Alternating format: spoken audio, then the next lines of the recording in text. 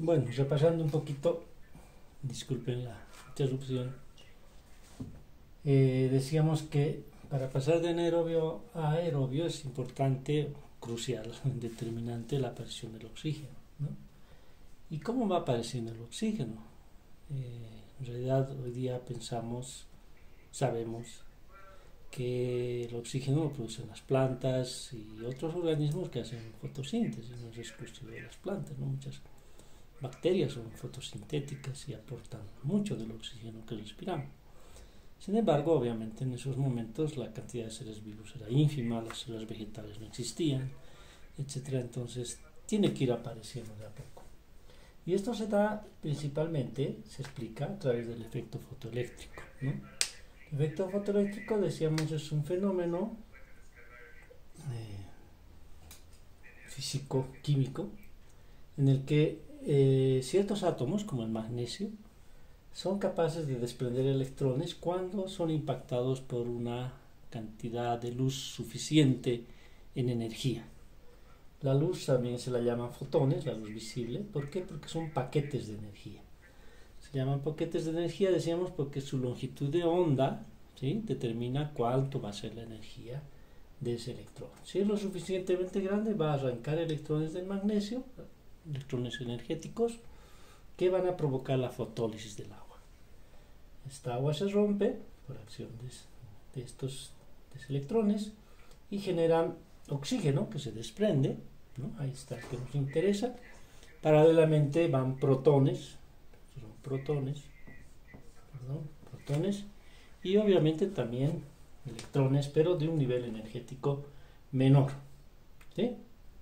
Bueno, este átomo sigue produciendo oxígeno, ¿sí? Ustedes dirán, pero ¿y dónde? ¿No? Decíamos, artificialmente se le encuentra en todas aquellas que llamamos fotoceldas, ¿no?, donde podemos usar una fotocelda para cargar nuestro celular, o en el campo cargar una batería para usar esa energía en la noche. Ahora hay autos que funcionan con luz solar y obviamente gracias a las fotoceldas, ¿no? Pero en los seres vivos también, es decir, el magnesio, ¿sí?, así como metal, se ha incorporado en ciertas moléculas como la clorofila, ¿no? La clorofila es una molécula orgánica cuyo núcleo central es magnesio, que esta clorofila está incorporada en los cloroplastos. O sea, es toda una cadena de sucesos, ¿no? Ese magnesio se ha asociado con otros átomos, ha formado las clorofilas. Las clorofilas, ¿sí?, generan oxígeno. Esas clorofilas se han incorporado en células muy primitivas, ¿sí?, y estas células muy primitivas se han incorporado en células más grandes para formar lo que hoy en día son los cloroplastos. Entonces el magnesio, desde su origen como metal, sigue siendo responsable de la producción de oxígeno. Bueno, nos queda otra serie de eventos, ¿no?, como son el paso, por ejemplo, de procariote a eucariote.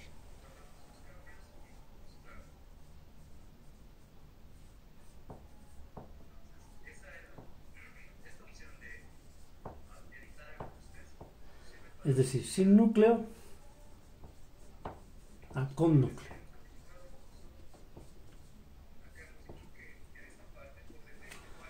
Ahora este es un suceso que, si bien unos dirán, pero las células sin núcleo igual funcionan, igual se dividen, igual tienen metabolismo, etcétera, etcétera, ¿sí? Pero ha sido muy importante porque está asociado a un fenómeno que lo vamos a ver un poco más de detalle cuando hablemos de presión osmótica, ¿sí? Está asociado a un fenómeno que se llama ósmosis, ¿sí? La ósmosis es el paso de solvente, en este caso agua, porque nosotros somos prácticamente agua, 70%, ¿sí? Es el paso de agua a través de una membrana semipermeable. ¿Qué quiere decir eso? Que deja pasar solo el agua, ¿sí?, desde una solución de menor concentración hacia una solución de mayor concentración. Vale decir lo siguiente. Supongamos que yo tengo un recipiente que está dividido por una membrana semipermeable, es decir, que solo deja pasar el agua. Y aquí tengo dos soluciones de glucosa, por decir algo, unas soluciones de glucosa. ¿Ya? Una al 1% y la otra al 10%. ¿Sí? Ustedes van a estar de acuerdo en que en esta solución hay menos glucosa y aquí hay más glucosa. ¿Sí? Claro, 1% poca glucosa, 10% mucha glucosa. Pero, al contrario, con el agua. Aquí hay más agua y aquí hay menos agua. ¿Sí? Claro, porque de aquí el 90% es agua, en cambio aquí el 99% es agua. ¿Sí? Ahora, ¿qué dice la definición? La definición dice: ósmosis es el paso de solvente. Solvente, ¿cuál es el solvente? El agua, ¿no? El soluto es la glucosa. ¿Desde dónde? ¿Desde una solución de menor concentración hacia una solución de mayor concentración. ¿Por qué? Porque el agua es el que va a pasar. Y ya hace un momento dijimos, cuando hablábamos de la entrada y salida de moléculas en un sistema, decíamos normalmente, ¿sí?, o espontáneamente, si quieren llamarle, las moléculas se mueven de donde hay más hacia donde hay menos. En este caso, el agua va de donde hay más agua hacia donde hay menos agua. Ustedes me podrían decir, pero la glucosa entonces que vaya de aquí a aquí. Sí, lo podría hacer, siempre y cuando la membrana lo permita, ¿no? Pero en este caso estamos definiendo que la membrana es semipermeable, es decir, que solo deja pasar el agua. Ahora, si dejara pasar la glucosa, pues la glucosa también pasaría, ¿no? En ese caso, esa membrana es permeable para el agua y permeable para la glucosa. Algo que sucede en los seres vivos, ¿no? Por ejemplo, las células del riñón, ¿sí?, no solo dejan pasar agua, dejan pasar diferentes solutos en diferentes secciones, ¿sí?, del riñón. Es decir, ya verán en su anatomía, el asa ascendente, el asa descendente, etcétera, etcétera, donde se filtra cada solvente, en este caso agua, y donde se filtran los solutos. Eso es otro. ¿Y qué tiene que ver con esto? ¿Qué tiene que ver con esto? Fíjense, en realidad, si nos ponemos a pensar, la mayoría de las células hoy en día siguen siendo procariotas. Vale decir, las bacterias, ¿no?, que es otro nombre de las procariotas, son los seres vivos más abundantes, ¿sí? Así todo que sean pequeños. Los científicos estiman que todas las bacterias juntas del planeta pesan más que todo el resto de los seres vivos del planeta, incluyendo hongos, mamíferos, animales, plantas, etcétera, etcétera, ¿no? Entonces, realmente, digamos, lo milagroso son las células eucariotas y lo más común es ser célula procariota, ¿sí? Ahora bien, para que esta célula pequeña, porque el procariote es pequeño, ¿sí?, vaya a adquirir esta estructura de una célula grande con un núcleo, ha tenido que pasar una serie de eventos favorables, sucesos favorables, ¿sí? El primero es, normalmente los procariotas además tienen una membrana, una pared celular, ¿sí?, una pared celular que los protege, obviamente, y además que los hace muy resistentes a los cambios que se puedan dar por la entrada y salida de agua. Cosa que no sucede, por ejemplo, en los eucariotes, sobre todo aquellos que llamamos célula animal. Es decir, la célula animal no tiene pared celular. Entonces, muy sensible a los cambios de entrada y salida de agua, ¿sí? Ya haremos la práctica, y esta es la base para hacer esa práctica. Vamos a hacer una práctica que se llama ósmosis, ¿no? En el que una célula para nosotros va a ser una yema de huevo, parecido a una célula. En realidad el huevo es una célula gigante, ¿no?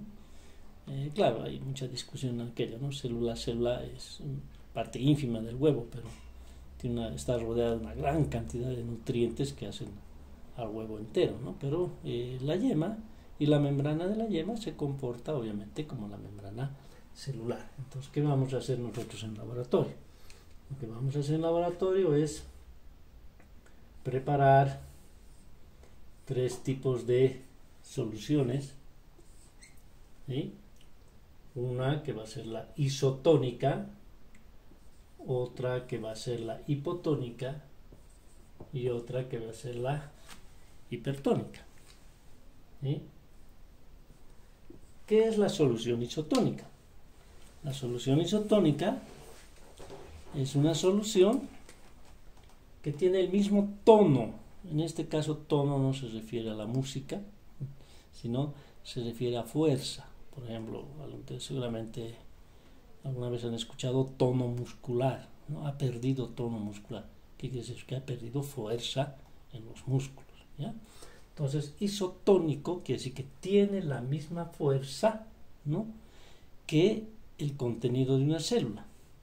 ¿Y a qué equivale esa fuerza? Equivale al de una solución al 0,9% de cloruro de sodio.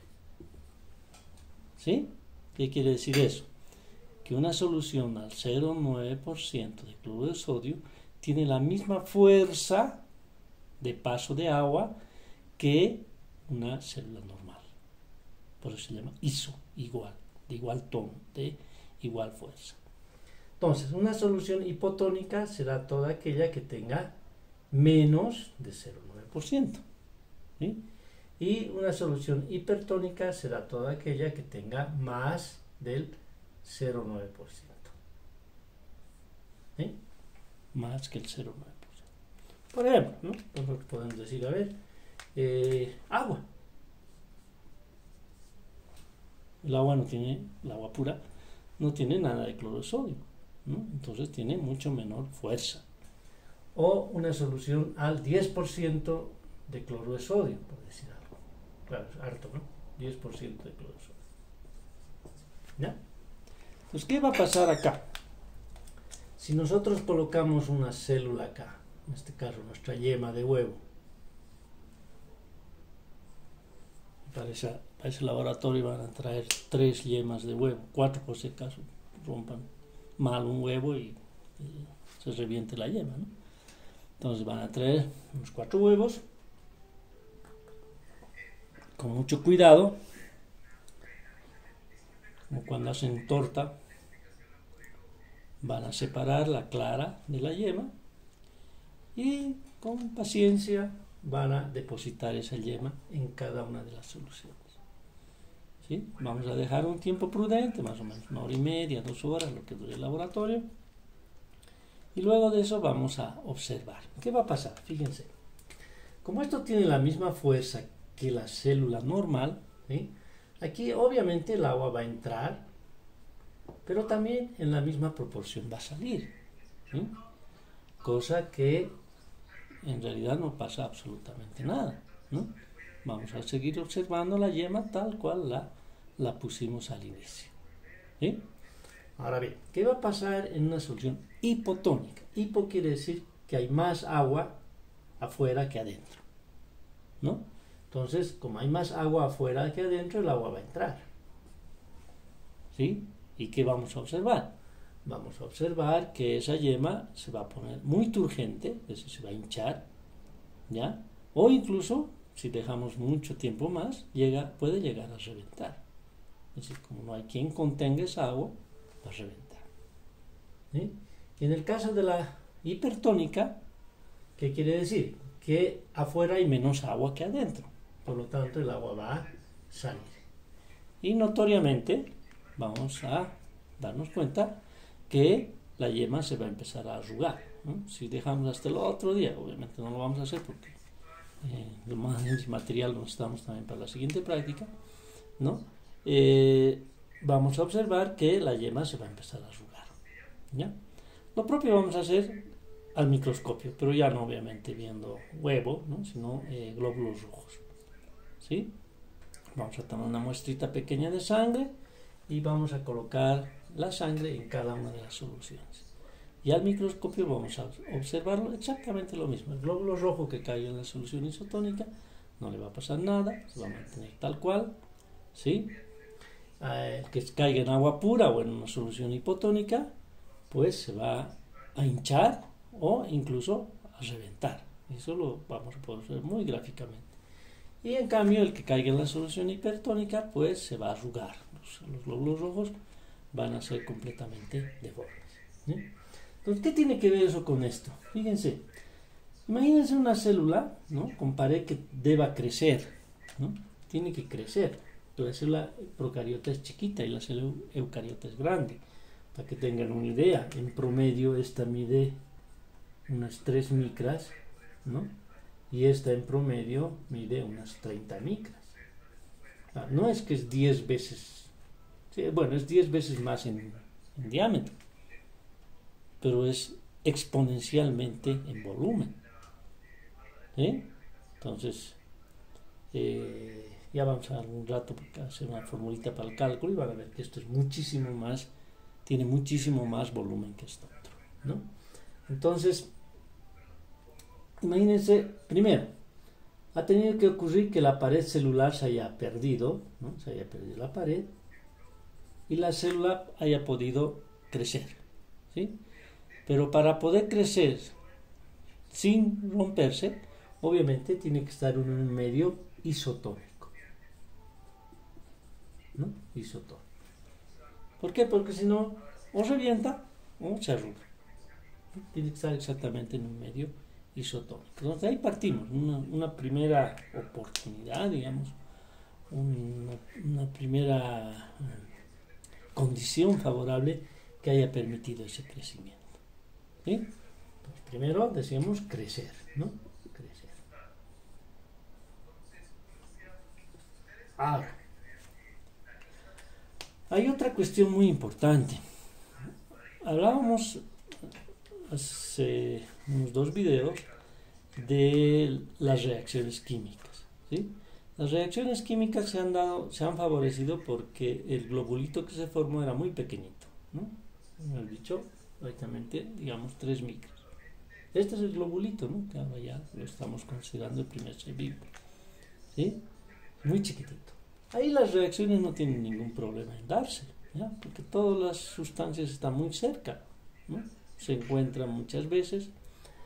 Los catalizadores, las enzimas que favorecen esas reacciones químicas, están situadas en la membrana, ¿no? Ahí están, ¿ya? La membrana, ¿no? Y van ocasionando, dirigiendo y acelerando las reacciones químicas, ¿sí? Ahora, decíamos, esto crece en proporción exponencial, ¿sí? A ver si me entienden. Por ejemplo, si linealmente yo tengo 1, ¿no es cierto? Y ahora tengo 10, ¿sí? Esto es 10 veces más grande, nada más, ¿no? A 10. Pero si, por ejemplo, yo tengo un cuadradito de 1 por lado, ¿sí? Esto tengo, supongamos que esto sea metro, ¿no? 10 metros, ¿sí?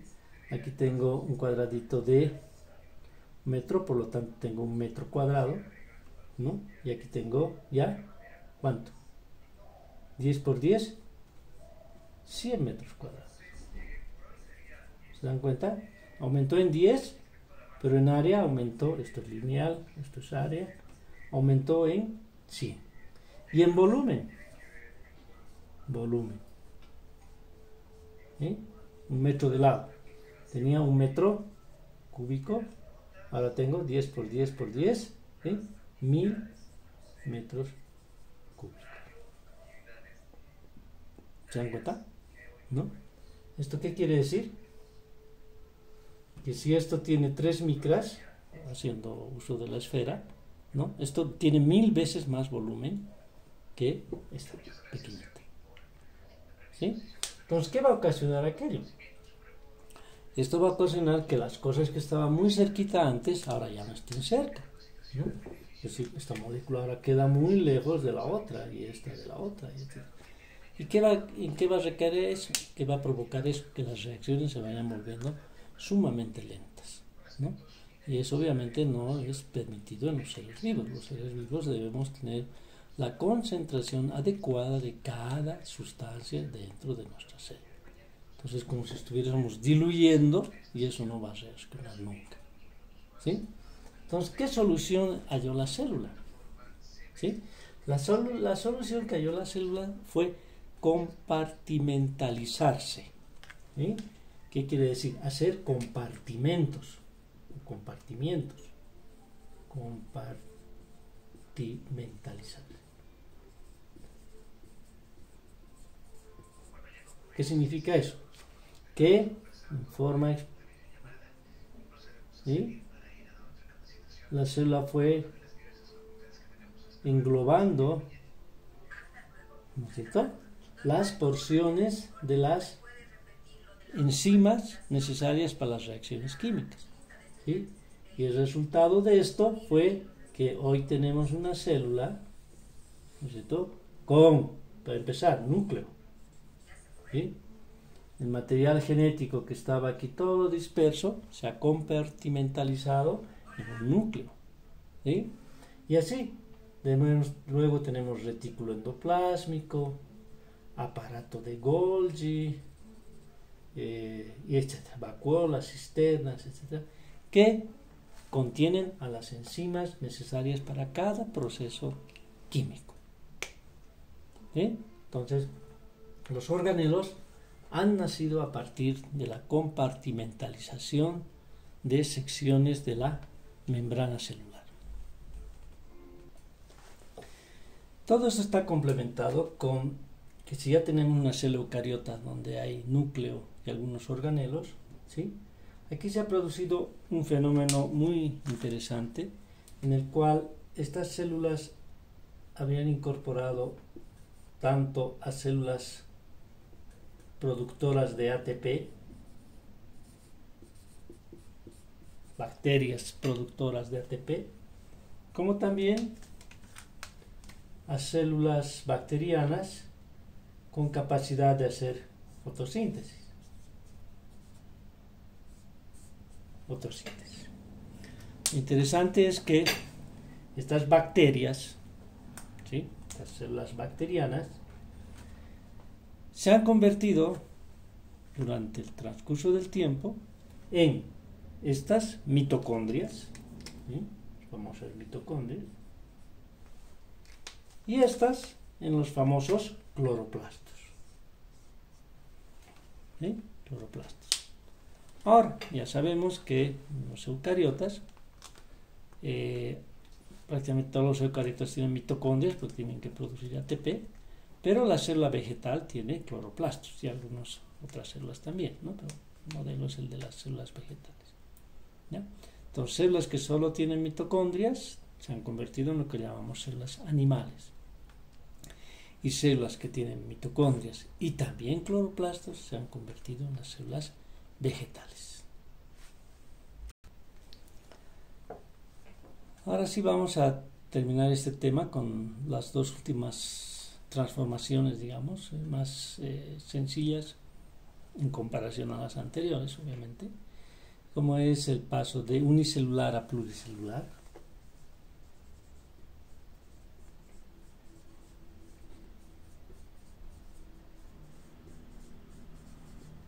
¿no? Unicelular, pluricelular.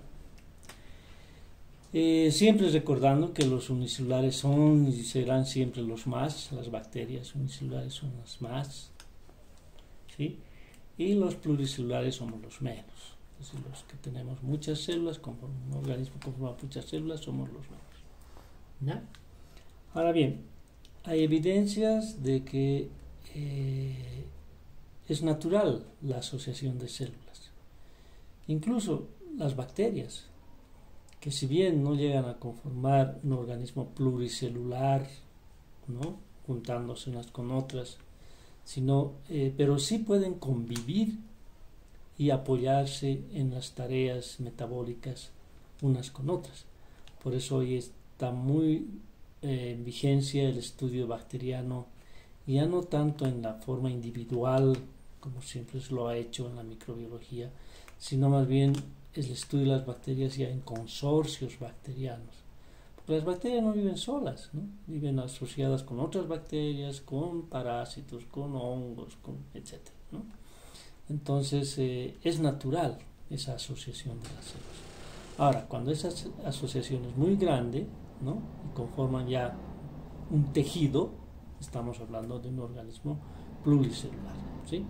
Una evidencia que a veces se puede ver en laboratorio sin demasiado trabajo es, por ejemplo, un protozoario que se llama el Volvox, ¿sí?, pequeñito, redondito, con cilios, ¿no?, que cuando las condiciones de vida no son las mejores, es decir, sobre todo en la falta de nutrientes, pues estos se asocian, ¿no?, se asocian, sin cambiar de forma ni nada, ¿no? Se juntan, hacen una masa celular en las cuales las células de afuera se encargan de la alimentación y las de adentro se encargan de la reproducción, ¿eh? Entonces, si bien no han cambiado de forma, ni tamaño, absolutamente nada, sí han adquirido una función particular, ¿eh? Otro ejemplo muy bonito de todo esto son las esponjas, ¿no? Las esponjas pertenecen al reino animal, ¿ya? Y hay una división muy interesante del reino animal que dice el reino animal se divide en dos: las esponjas y las no esponjas, ¿no? Obviamente casi todos caemos en no esponjas. ¿Y por qué aquello? Porque las esponjas, si bien son hay esponjas de diferentes formas, pero digamos, ¿no?, hay unas alargadas así, con muchos canales internos, ¿no? ¿Ya? Pero todas las células son idénticas, no hay diferenciación celular. Es decir, una esponja no tiene célula muscular, no tiene célula epitelial, no tiene células grasas, absolutamente nada, ¿no? Es un solo tipo de célula. Alguien hace muchos años hizo un experimento muy cruento, ¿no? Pasó a las esponjas por una criba, por una especie de filtro, de rallador, podríamos llamarlo, y prácticamente deshizo el tejido de la esponja, ¿no? Luego todas estas células las dejó un tiempo en su medio, imagino agua salada, ¿no?, y la esponja se volvió a conformar, es decir, volvió a adquirir su forma original, ¿no?, con todas las funciones que tiene. El resto de los animales, ¿sí?, pluricelulares, obviamente tenemos células especializadas, tejidos especializados, órganos, etc. Ahí hablamos de un fenómeno muy grande que se llama la diferenciación celular, ¿sí?, que es como a partir de una sola célula se pueden ir generando diversos tipos de células. Esto realmente es sorprendente, ¿no?, pero lo podemos ver muy a menudo. Es decir, por ejemplo, el fenómeno de la gestación es en poco tiempo observamos todo aquello, el paso desde un organismo unicelular hasta un organismo pluricelular, ¿no? Recordemos que la asociación de estas dos células, un espermatozoide y un óvulo, ¿no?, van a formar una primera célula llamada cigoto, única, ¿no?, que complementa el material genético del espermatozoide con el material genético del óvulo y se vuelve diploide, ¿no?, juego paterno, juego materno, una célula diploide, dos juegos de cromosoma, ¿sí? En unos días esto se convierte en una masa celular. Todavía todas las células son iguales entre ellas, pero en algún momento estas células empiezan a diferenciarse, ¿no?, en el ectodermo, mesodermo, endodermo, y cada uno de estos primeros tipos de células da origen a otros tipos de células hasta que finalmente, luego de la gestación vamos a pintar una niña, ¿sí? Tenemos un organismo pluricelular. Esa es la diferenciación celular. Un fenómeno biológico todavía casi desconocido, ¿no? Muy poco conocido, es decir, cómo se da esto, ¿no? Bueno, se sabe cómo, pero no se sabe con detalle absolutamente todo, ¿sí? Es decir, es el prendido y apagado de los genes. Nosotros, los seres humanos, ya les he dicho esto varias veces, incluso en las clases presenciales, tenemos 30.000 genes, ¿no? ¿Todos están funcionando al mismo tiempo? No. Hay algunos que funcionan cuando deben, se prenden, se apagan, ¿sí? Unos quedan prendidos permanentemente, otros alguna vez estuvieron prendidos, nunca más, ¿sí? Se apagaron y nunca más. Es ese prenderse, apagarse de los genes lo que provoca la diferenciación celular. Repito, un fenómeno todavía muy desconocido, ¿no? Esto está asociado incluso con otro fenómeno que es el de la desdiferenciación celular. Es decir, como una célula ya diferenciada, por decir una célula epitelial, puede ir retrocediendo hacia atrás, ¿no? Desdiferenciándose, ¿ya? Lo malo es que muchas veces en esa desdiferenciación además se vuelve maligna, ¿no?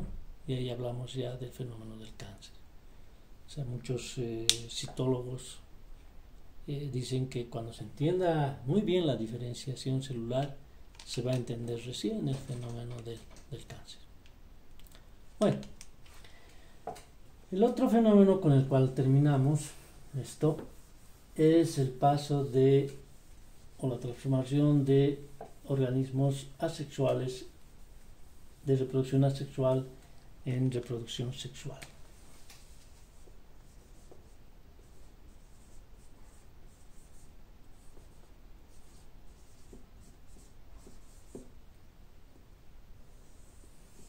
¿Sí? Evidentemente, la mayoría de las células son procariotas. Los procariotas se dividen en forma asexual, lo que también se llama división binaria. Una célula da origen a otra célula completamente idéntica, ¿no? Es decir, hablábamos, yo tengo una bacteria, ¿no? Una bacteria, esta da origen a dos, cada una da origen a dos, y así sucesivamente, ¿no? Por eso decimos 1, 2, 4, 8, 16, 32, etcétera, etcétera. Esto una bacteria lo hace cada 20 minutos, cosa que en 18 horas puedo alcanzar un número teóricamente del orden de 10 a la 15. ¿Sí? 10 a la 15 son 1.000 millones de millones.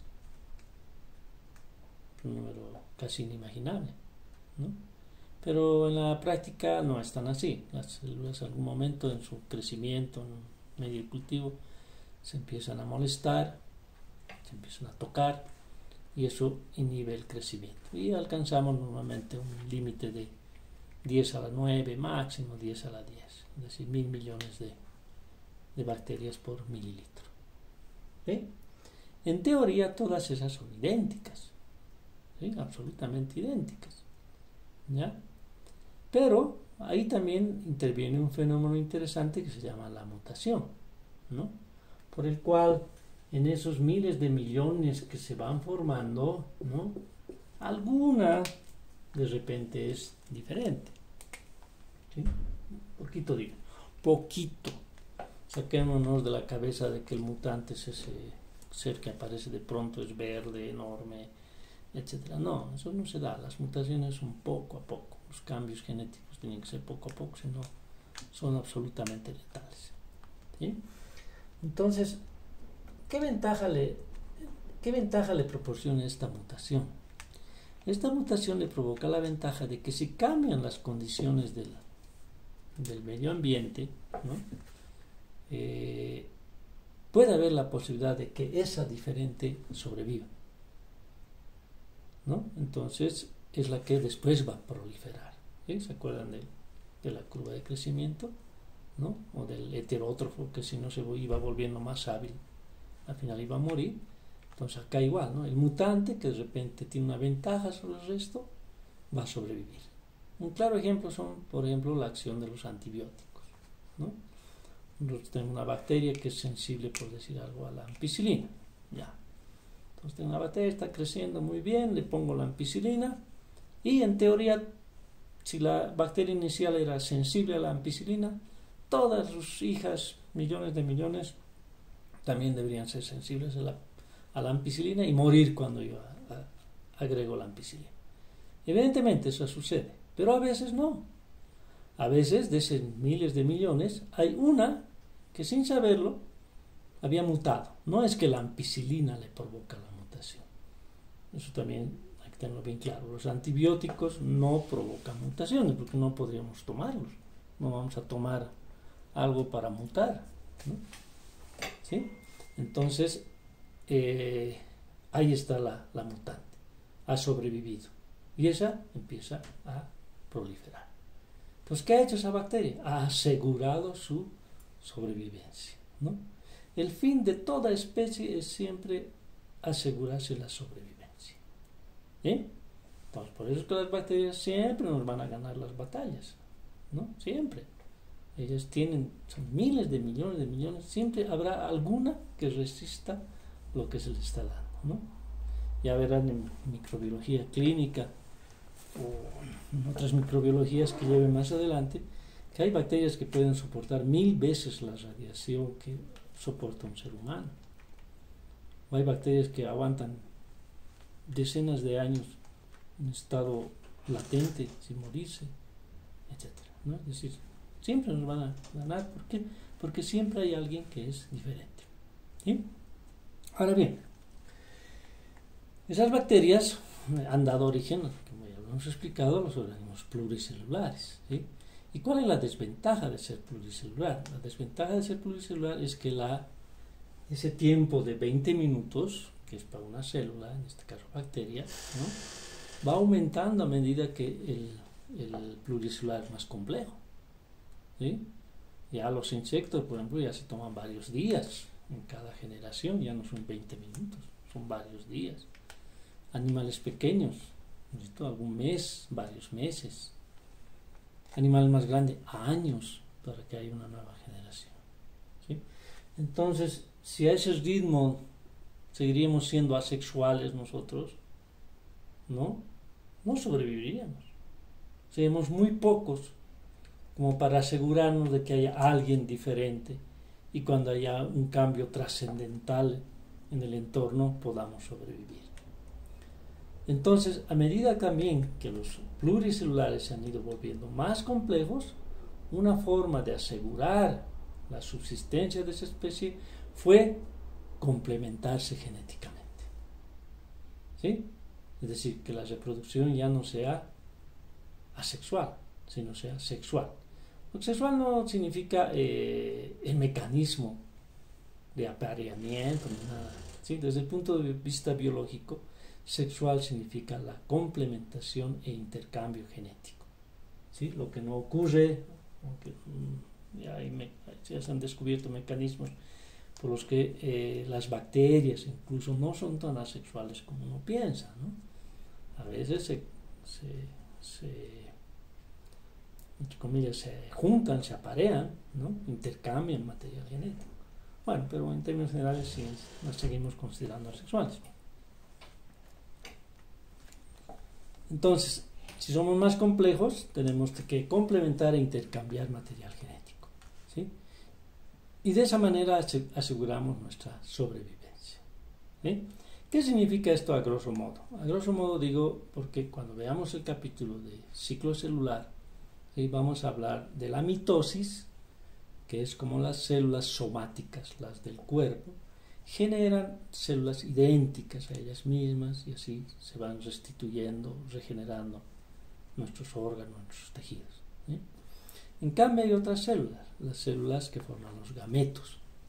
¿Sí? Gametos son el espermatozoide en los varones y el óvulo en las mujeres. ¿Sí? Un espermatozoide no da origen a otro espermatozoide, es decir, es que ya tiene colita, no se va a dividir y va a dar origen a dos, no.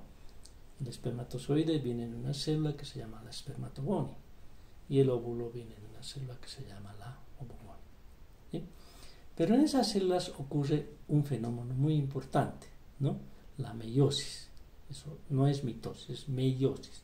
Y en la meiosis hay una etapa crucial que es el crossing over, el entrecruzamiento, en los cuales los alelos paternos de la espermatogonia, ¿sí?, se entrecruzan con los alelos maternos de la misma espermatogonia y hacen un intercambio de genes. ¿Sí? Entonces, de esa manera, como tenemos 30.000 genes agrupados de a 30.000, tendríamos que, con la fórmula de probabilidades, calcular cuántas combinaciones hay de 30.000 unidades elevado al grupo de 30.000. O sea, es un número que no sé si habrá alguna computadora que lo pueda calcular. Eso significa que cada espermatozoide de los miles de millones que produce el varón durante toda su vida fértil son diferentes. ¿Sí? La probabilidad de que hayan dos iguales es pues uno en infinito prácticamente, ¿no? Y lo propio con los óvulos, ¿no? El óvulo, a pesar que las mujeres producirán unos 500 óvulos durante toda su vida fértil, ¿no? Cada uno de esos óvulos es diferente. Entonces imagínense cuál es la probabilidad que de dos padres, los mismos, ¿no?, papá, mamá, se produzcan dos hijos igualitos, ¿no? Tendría que juntarse justamente dos espermatozoides iguales con dos óvulos iguales. O sea, cero, prácticamente cero. ¿Sí?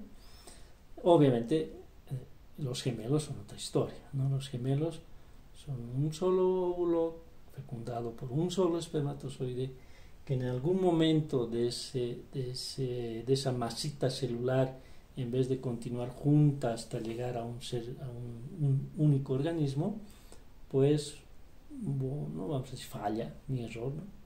Hubo una división de esa masa celular en dos, ¿no? En dos. Por eso gemelos son dos, ¿no? Es muy raro que sean más, ¿ya? Dos. Y de esos dos, cada uno siguió su camino hasta formar dos organismos completamente iguales. Ahí sí, pero no es por el fenómeno de crossing over ni nada de eso, ¿no? Entonces, en resumen, al volvernos más complejos, ¿no?, pluricelulares, hemos tenido que adoptar la reproducción sexual para tener oportunidad de que cada uno de los seres vivos sea diferente del otro, ¿sí? Porque nosotros podemos venir del mismo papá, del mismo mamá, pero con nuestros hermanos no somos absolutamente iguales. Podemos ser muy parecidos, ¿no?, pero no somos completamente iguales.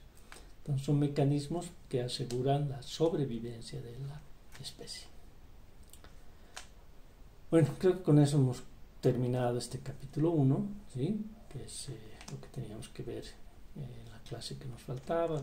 Ya veremos cuando se programan los exámenes al regreso de esta pandemia. Y de todos modos ya hemos ganado tiempo, ¿no? Ya estamos teniendo el repaso.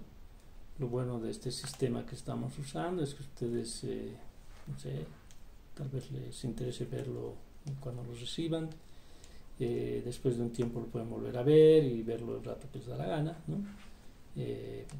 Además, aquellos que tienen por costumbre no ir a clases, ¿no?, también se abre una posibilidad de que puedan igualarse en las clases, ¿no? Vamos a seguir esta metodología mientras sea posible, ¿sí? Con el próximo capítulo, que es composición química de los seres vivos. Empezaré a grabar probablemente mañana, y obviamente ya el ritmo va a ser un poco más lento que ahora. Este era un repaso, aunque esta última parte complemento lo que ya habíamos visto, ¿no? Pero vamos a ir con bastante más calma, poco a poco. He hablado con los auxiliares de docencia. Nos han recomendado no tener un contacto directo, un WhatsApp directo con ustedes, porque si no después mi WhatsApp va a reventar, porque me van a empezar a mandar no solo preguntas de biología, sino cadenas de oración y tal vez un montón de cosas, y se va a saturar mi teléfono, ¿no? Entonces el mecanismo, y he hablado con nuestras dos autoridades de docencia, va a ser que yo les mando el link de estos videos a ellas, ellas los mandan a ustedes, ustedes pueden hacer preguntas escritas hacia ellas van a depurar las preguntas, ¿no? Y me las van a mandar a mí para que las vaya respondiendo en un video particular de respuesta de preguntas, o a medida que vayamos avanzando, si no son muchas, ¿no? Entonces va a ser la forma en que vamos a ir avanzando con nuestro programa teórico, y ya les dije, esperemos que esto no se exceda, ojalá de mayo, y en junio podamos, ya la teoría no, ya me ha dejado de preocupar, ¿no? Pero sí la práctica, porque no se puede enseñar a pipetear, a preparar una placa para el microscopio, etcétera, en forma virtual, ¿no? Eso hay que tocar, hay que medir, hay que trabajar sobre el mesón de laboratorio. Gracias, jóvenes. Hasta luego.